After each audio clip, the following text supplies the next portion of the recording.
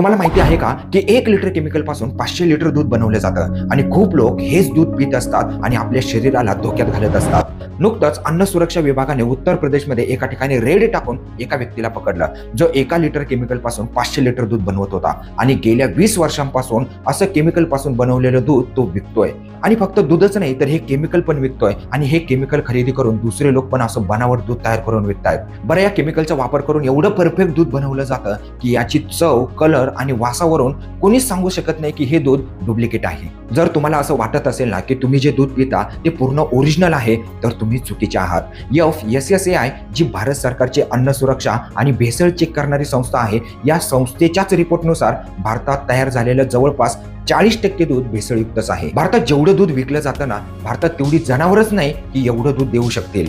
तर मग विचार करा किती दूध भेसळयुक्त बनवलं जातं। भारतात छोट्या व्यापाऱ्यांपासून तर मोठ्या व्यापाऱ्यांपर्यंत सर्वच वेगवेगळ्या मार्गाने दुधात भेसळ करत असतात। आता तुम्हीच सांगा, असं दूध आपल्या आरोग्यासाठी किती चांगलं असेल आणि अशा लोकांचं काय करायला पाहिजे जे असं भेसळयुक्त दूध विकतात। मित्रांनो, हा व्हिडिओ ना जास्तीत जास्त शेअर करा। विकत दूध घेऊन पिणाऱ्या त्या सगळ्या लोकांनाही ही माहिती पोहोचली पाहिजे आणि अशाच माहितीपूर्ण व्हिडिओसाठी लगेच फॉलो आणि सबस्क्राईब करून घ्या।